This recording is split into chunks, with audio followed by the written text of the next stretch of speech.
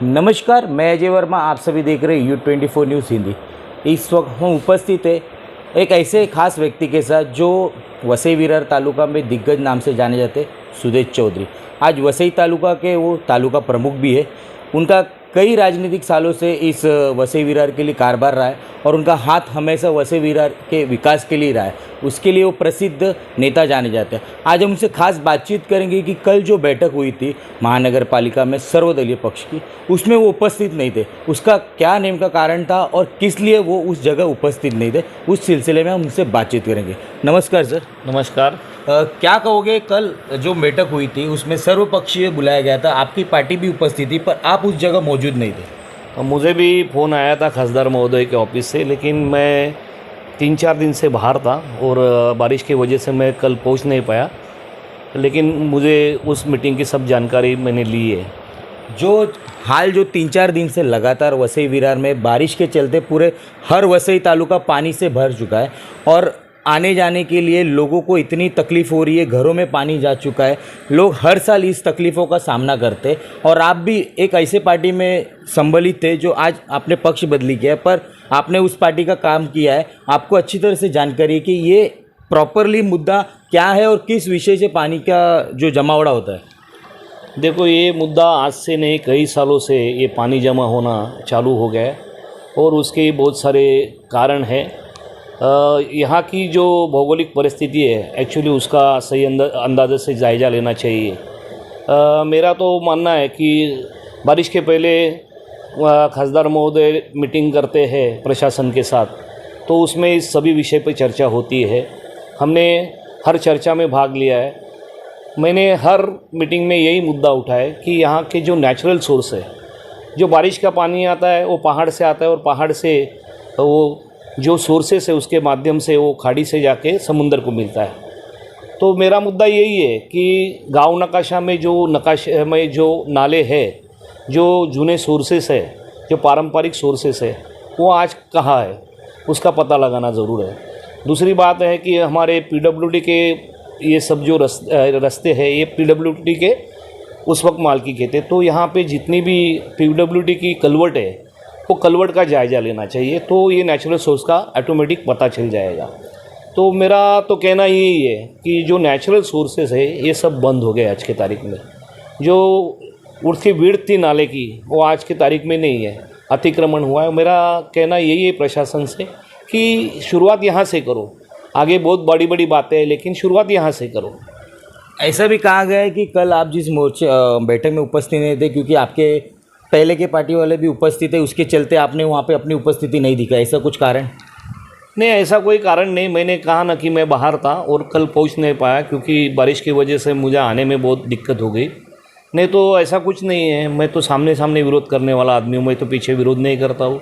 और जो गलतियाँ है वो गलतियाँ दिखानी चाहिए कि इतने सालों में अगर हम अच्छे काम का क्रेडिट लेते हैं तो इसका भी क्रेडिट बहुजन विकास आघाड़ी लेना चाहिए, ऐसा मेरा मानना है। पर आज ये सब जो कारोबार हुआ है, ये बहुजन विकास आघाड़ी के हाथ में रहते हुए, सत्ता में रहते हुए ये सब कारोबार हुआ है।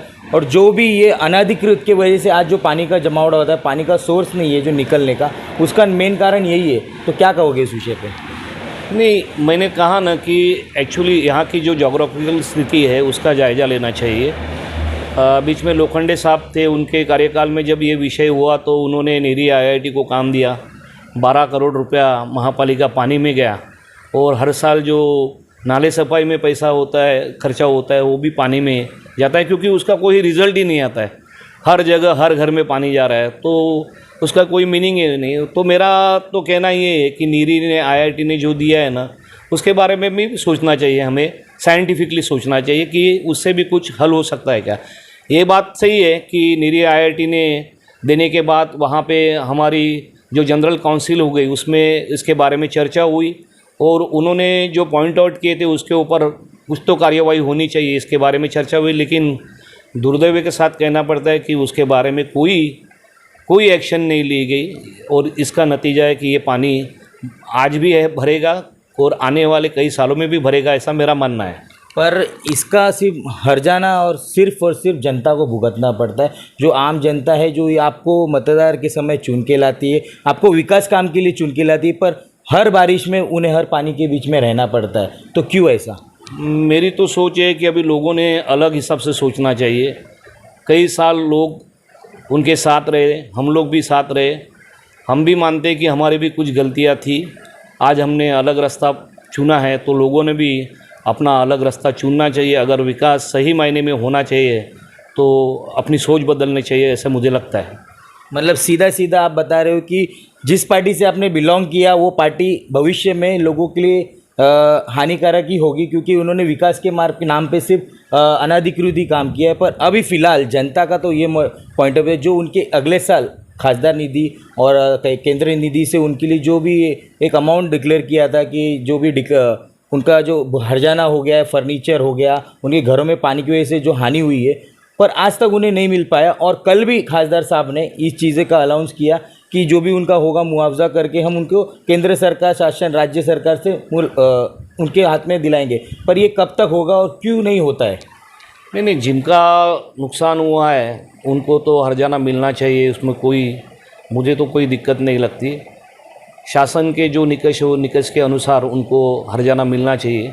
लेकिन देखिए, कई सालों से कुछ लोग दावे कर रहे हैं, यहाँ के आमदारों ने भी दावा किया था कि कभी पानी जमा नहीं होएगा, इतना अच्छा काम हुआ है। उसके बावजूद भी गए साल बरसात कम थी, इसके लिए गया पानी जमा नहीं, लेकिन ये साल जमा। और मेरा तो कहना है कि अगले साल भी जमेगा।